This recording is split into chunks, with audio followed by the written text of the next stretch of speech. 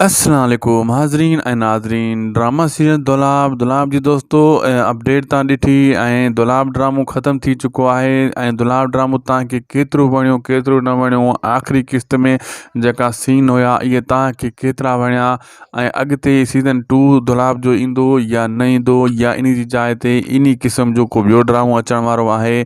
वाकई इहो सच आहे। इहा अॼु अपडेट ॾींदासीं हिन नंढिड़े वीडियो में। हिन खे आख़िर ताईं ॾिसंदा ऐं थी सघे त असांजे हिन यूट्यूब चैनल शाहिद खुशबला खे ज़रूरु सब्सक्राइब कंदा, लाइक कंदा, शेयर कंदा। दोस्तों मां ॿुधाईंदो हलां आख़िरी क़िस्त ज़बरदस्त हुई, जंहिंमें ॻोढ़ा बि हलनि पिया जेके ठाह करनि पिया ऐं उन्हनि में ज़बरदस्त म्यूज़िक ॾिनो वियो ऐं आख़िरी सीन ऐं डायलॉग जेका मंसूर खान जा उनजी अमड़ जा हुया ज़बरदस्त हुया ऐं इन डायलॉगनि जेको आहे राज़ ऐं मुराद जहिड़े ज़ालिमनि खे बि हिकु करे छॾियो ऐं ॻोढ़ा वाहे हिक ॿिए खे भाकुर पातऊं।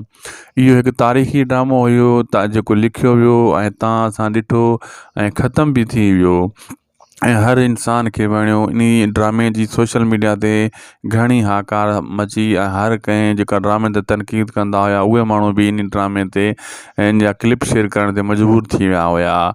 ऐं सीज़न 2 त दुलाब नथो अची सघे। हा, इन जी जाइ ते अहिड़े क़िस्म जो ड्रामो ॿियो अची सघे थो जंहिंजो नालो आहे पंहिंजा वेरी। इहो तमामु जल्द शूट थींदो। राइटर बि साॻियो आहे, डायरेक्टर बि साॻियो आहे ऐं अदाकार बि घणो करे साॻिया ई हूंदा।